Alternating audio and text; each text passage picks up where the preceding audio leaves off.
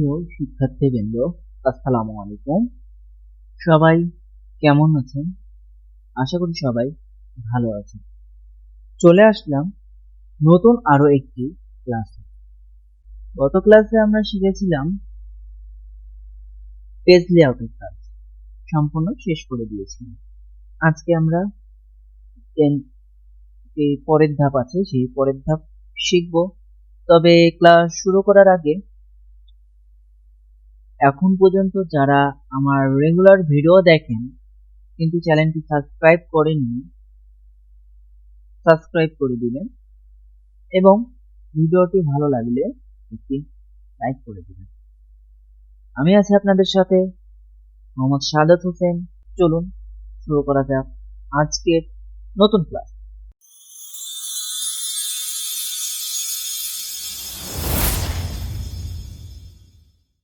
গত ক্লাসে আমরা দেখেছিলাম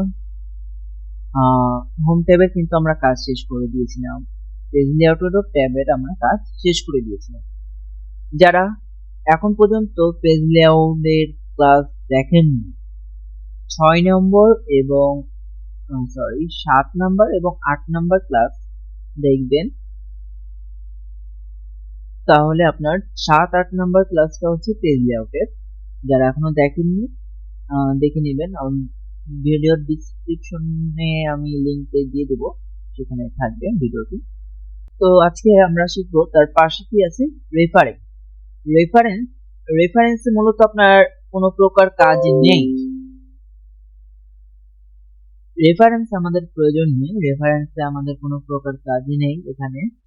তারপর মেলিংস এর হচ্ছে আপনার একটা কাজ আছে, জাস্ট মেল করা। বর্তমানে তো হচ্ছে গুগল যখন আবিষ্কার হলো, তারপর জিমেল যখন আবিষ্কার হলো, তারপর থেকে কিন্তু বলতে গেলে বেশিরভাগ মানুষ জিমেলের মাধ্যমে কিন্তু মেল পাঠিয়ে থাকে। তো আপনার এই মেল পদ্ধতি অনেক আগে, এটা আমরা পরে একসময় দেখবো, সমস্যা নাই। এটা সবার শেষে আমরা ক্লাস একটা দিয়ে দেবো, এটা আমাদের না করলেও সমস্যা নেই। আমরা সরাসরি জিমেলে কিভাবে মেল করতে হয় এইসব আমরা নেটে শিখিয়ে দেবো। এরপর হচ্ছে আপনার রিভিউর ভেতরে আমার বেশি কাজ নাই, আজকে শুধুমাত্র রিভিউ ক্লাসটাই নিবো আমি। রিভিউর ভিতরে হচ্ছে আমার দুইটা কাজ আছে, একটা হচ্ছে স্পেলিং গ্রামার আর একটা হচ্ছে প্রোটেক্ট ডকুমেন্ট। স্পেলিং গ্রামারের কাজটা কি, আমি একটা নতুন ডকুমেন্ট নিই। স্পেলিং গ্রামারের কাজ হচ্ছে আপনার আমাদের কোনো প্রকার বানান কিংবা হচ্ছে মনে পড়ছে না, বানান ভুল হচ্ছে, সেটা হচ্ছে আমি স্পেলিং গ্রামারের মাধ্যমে ঠিক করে নিব। ওকে, সাপোজ যে মনে করেন একটা বানান লিখি, আমি এখানে এডুকেশন বানানটা লিখি, ঠিক আছে? এডুকেশন EDUCATIO, তো আমি মনে করছি যে বানানটা আমার মনে পড়ছে না, EDUCTION দিলাম, ঠিক আছে? তারপর হচ্ছে আবার এডুকেশন বানানটাই লিখবো, কিন্তু ঠিক লিখবো, EDUCATION এডুকেশন। তারপর হচ্ছে আবারই এডুকেশন বানানটা লিখবো, EDUCATION এডুকেশন। ওকে, একটু বড় করি। ওকে, দেখেন ফার্স্টে হচ্ছে এডুকেশন বানান লিখেছি, সেকেন্ডটাও এডুকেশন বানান লিখেছি, 3 নম্বরটাও কিন্তু এডুকেশন বানান লিখেছি। এখন দেখেন ফার্স্টের এডুকেশন বানানটা কিন্তু আমার কি হয়েছে, দেখেন আমার লেখার নিচে একটা রেড কালার আছে, ঠিক আছে? মানে আমার বানানটা ভুল হয়েছে। সেকেন্ডটা দেখেন যে আমার লেখা হয়েছে ঠিক আছে, কিন্তু এটা রেড কালার না, এটা আবার গ্রিন কালার দেখাচ্ছে, তার মানে এখানে আমার কিছু একটা ভুল হয়েছে। কোনো প্রকার দাগ বা কালার আসলে তার মানে আমার সেই বানানটা হয়তো ভুল হয়েছে, না হলে আপনার বানানটা ঠিক থাকলেও কোনো আমরা গ্রামাটিক্যাল ভুল করে রেখেছি, ঠিক আছে? যেমন এটাতে কিন্তু সম্পূর্ণ ঠিক আছে, এটাতে কিন্তু কোনো প্রকার দেখেন যে রেড কালার কিংবা গ্রিন কালার আসেনি। রেড কালার আসে সাধারণত বানান ভুল হওয়ার জন্য, গ্রিন কালার আসে গ্রামাটিক্যাল ভুল হওয়ার জন্য, আর এই দুইটাই আমাদের সাধারণত কালার আসে, আর কোনো প্রকার কালার আসে না। ঠিক আছে, এখন যদি বলেন যে বানান ভুল করলাম, তো এটা তো আমরা কেটে ঠিক করতে পারি, তাই না? যে এই এডুকেশন বানানটা আমরা কেটে মনে করেন ঠিক করতে পারি। তো আমার বানানটা মনে পড়ছে না, তখন আমি কি করবো? এডুকেশন বানানটা দেখা যাচ্ছে, তো এডুকেশন বানানটা কথা বলছি না, আমি এক্সাম্পল দিচ্ছি। যেমন আপনার যদি অন্যান্য বানান, ইংলিশ বানান আপনার মনে না পড়ে, সেক্ষেত্রে আপনি এখানে যে বানানটা হবে সেই বানানটা আপনি একটু লিখে ট্রাই করবেন, তারপর হচ্ছে আপনি ঠিক করতে পারবেন। দুইটা পদ্ধতি, একটা হচ্ছে স্প্রিং গ্রামার, আরেকটা হচ্ছে মাউসের মাধ্যমে। তো স্প্রিং গ্রামারের মাধ্যমে কিভাবে ঠিক করব? আগে লেখাটা সিলেক্ট করব, তারপর চলে যাব স্প্রিং গ্রামার। ওকে, স্প্রিং গ্রামারে আসার পর এখন আমার এডুকেশন বানানটা কি হতো সেই বানানটা কিন্তু আমার এখানে দেখেন শো করছে। আচ্ছা, এখানে এডুকেশন বানানটা কিন্তু আমার দেখেন পুরোটাই রেড কালার হয়ে গেছে। এখন এডুকেশন বানানটা আমার কি হবে? এডুকেশন বানান হবে নাকি অন্য কোনো বানান হবে? এখানে কিন্তু কিছু বানান আমার সাজেস্ট করছে। আপনার যে বানানটার প্রয়োজন হবে আপনি সেই বানানটা সিলেক্ট করবেন, তারপর চেঞ্জের এখানে ক্লিক করলে আমার কিন্তু চেঞ্জ হয়ে যাবে। এখন দেখেন আবার সবুজ থেকে কিন্তু গ্রিন হয়ে গেছে। গ্রিন মানে হচ্ছে আমার গ্রামাটিক্যাল ভুল। গ্রিন মানে গ্রামাটিক্যাল ভুল। এখন গ্রামাটিক্যাল কি ভুল হয়েছে আমাদের? সাধারণত আমাদের সাধারণত আমাদের যে ওয়ার্ড মিনিং গুলো বা আমরা লেখার শুরুতে আমাদের কি হয়, ফার্স্ট লেটারটা ক্যাপিটাল লেটার। এখন আপনি ক্যাপিটাল লেটার দিবেন, তো এখানে চাইলে আপনি কিছু ঠিক করতে পারেন, অথবা আপনি এখান থেকেও ঠিক করতে পারেন। এখানে গিয়ে চেঞ্জে ক্লিক করলে চেঞ্জ হয়ে যাবে।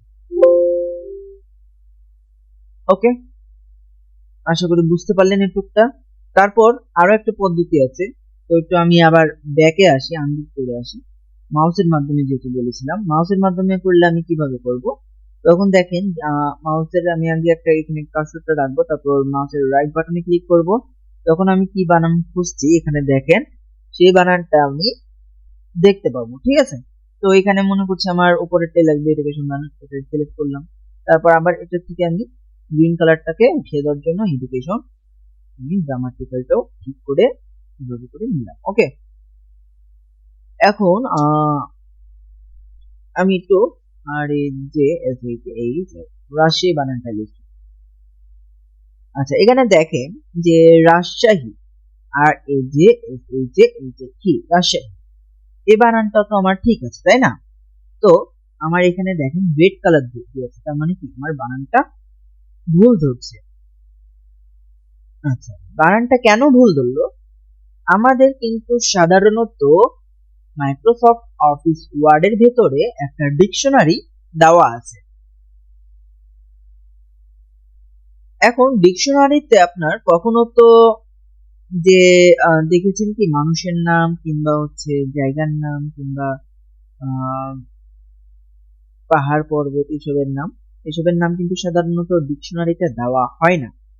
ঠিক আছে, এই জন্য কিন্তু আমার এই রাজশাহী এই কথাটা আর ডিকশনারিতে থাকবে না, সাধারণ ব্যাপার। ঠিক আছে, ডিকশনারিতে আমার নাই বিধায় কিন্তু এখানে রেড কালার আসছে। এখন আমি রেড কালারটা তুলে দিতে চাচ্ছি, কিভাবে তুলবো? তাহলে তাহলে আমি দুইটা কাজ করতে পারি, মাউসের রাইট বাটনে ক্লিক করে ইগনোর করতে পারি, তাহলে চলে যাবে। অথবা এটা আমাকে ডিকশনারিতে অ্যাড করে দিতে হবে।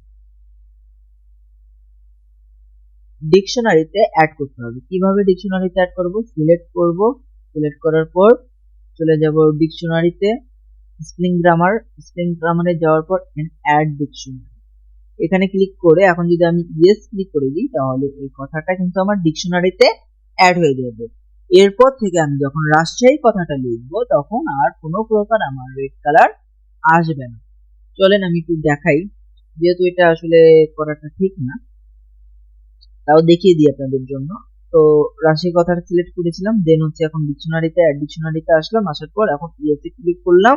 এখানে কিন্তু অ্যাড ডিকশনারিতে ক্লিক করেছিলাম, তারপর ইএসএ ক্লিক করব।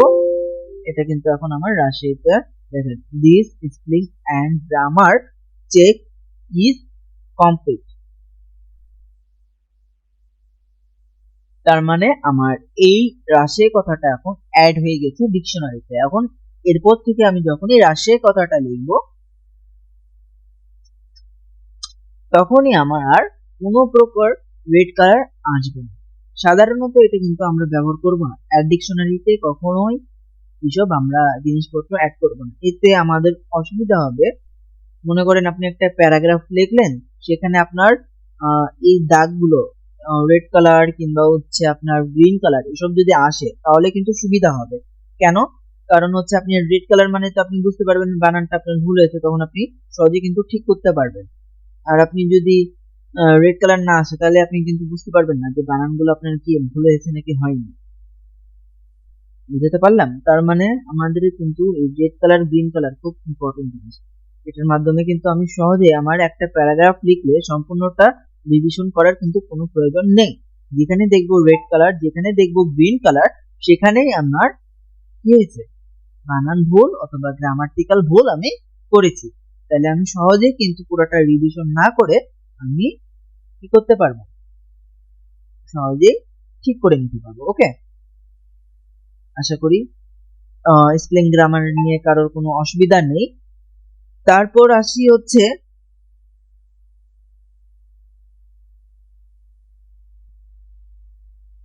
আসি হচ্ছে প্রোটেক্ট ডকুমেন্ট। প্রোটেক্ট ডকুমেন্টের কাজ কি? আমি কিন্তু পূর্বে পাসওয়ার্ড দিয়ে কিভাবে ডকুমেন্ট সেভ করবেন সেটা কিন্তু আমি দেখিয়ে দিয়েছি। তো ওটা যদি সবার মনে থাকে তাহলে এটাও আপনি কিন্তু বুঝতে পারবেন। ঠিক আছে, তো এখানে আমি প্রোটেক্ট ডকুমেন্ট করব, তো তার জন্য আগে প্রোটেক্ট ডকুমেন্টে ক্লিক করব, তারপর রিস্টেক ফরম্যাটিং এন্ড এডিটিং এ ক্লিক করব। ফার্স্টে যে অপশনটা থাকবে সেই অপশনে আমি ক্লিক করব। ক্লিক করার পর এখানে কিন্তু একটা আমার বক্স ওপেন হবে। এখানে দেখেন 3 নম্বরে বক্সে লেখা আছে ইয়েস স্টার্ট এনফোর্সিং প্রোটেকশন। এটা কিন্তু আমার হাইড হয়ে আছে। ঠিক আছে,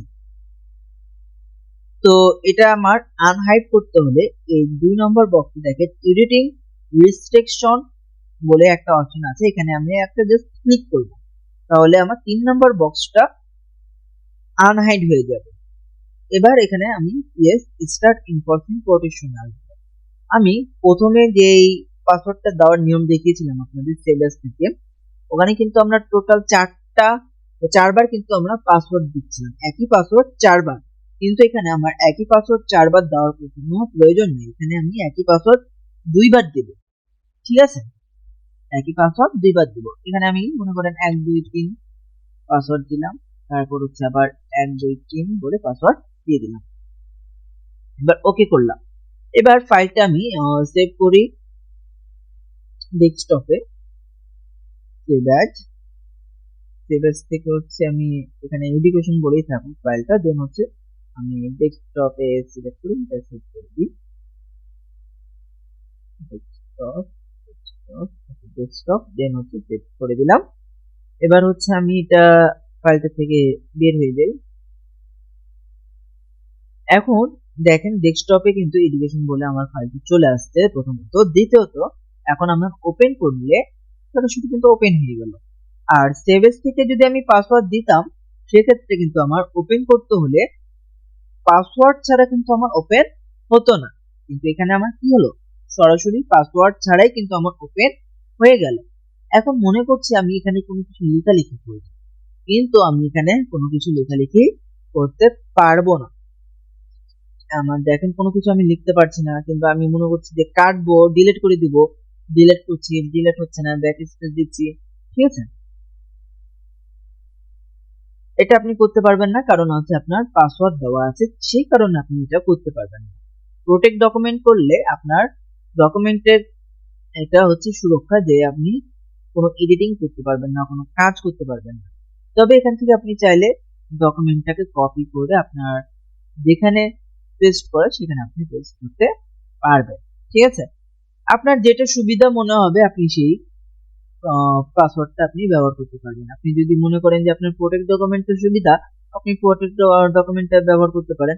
আপনার যদি মনে করেন সেভেস থেকে পাসওয়ার্ড দিলে আপনার সুবিধা, সেক্ষেত্রে আপনি সেভেস থেকে পাসওয়ার্ড দিয়ে আপনি ব্যবহার করতে পারবেন। ওকে, এখন আমার এখান থেকে পাসওয়ার্ডটা তুলবো কিভাবে? তাহলে আমি স্টপ প্রোটেকশন ক্লিক করব। করার পর এখানে আমি একবার পাসওয়ার্ডটা লিখব। পাসওয়ার্ড যেটা আমার সেটা আমি একবার লিখলাম, তারপর ওকে করলাম। ওকে করার পর এখানে কিন্তু আমার কি হলো, পাসওয়ার্ডটা কিন্তু এখন উঠে গেল। এখন আমি যদি দেখেন যে এখানে লেখালেখি করি, তাহলে কিন্তু আমার লেখালেখি করা হচ্ছে। তারপর আমি যদি এখন কাটতে চাই, তাহলে কি করব, সিলেক্ট করে ব্যাক স্পেস দিলে কেটে যাবে। আশা করি বুঝতে পেরেছি এ পর্যন্ত সবাইকে। তাহলে আমাদের রিভিউ কিন্তু শেষ হয়ে গেল। আপনার হচ্ছে আমাদের রিভিউতে একটা ক্লাসই দুইটা মাত্র কাজ আছে, একটা হচ্ছে স্প্রিং গ্রামার আর একটা হচ্ছে প্রোটেক্টর। তো এ পর্যন্ত আশা করি সবার ভালো লেগেছে। এতক্ষণ যদি দেখলেন ভালো লেগেই থাকে, তাহলে ভিডিওটিতে একটি লাইক করে দিবেন আর কমেন্ট করে জানাবেন যে ভিডিওটি কেমন লাগলো। আশা করি সবাই ভালো লেগেছে। যদি ভালো না লাগে সেক্ষেত্রেও কমেন্ট করবেন। আর কোন দিকে আপনাদের অসুবিধা হচ্ছে সেটাও একটু কমেন্ট করে জানালে সুবিধা হবে। আমি তাহলে আপনাদের কমেন্টের উপরে ভিত্তি করে সেই ক্লাসগুলো আমি দেওয়ার চেষ্টা করব। ওকে, ধন্যবাদ সবাইকে। আসসালামু আলাইকুম, ভালো থাকবেন।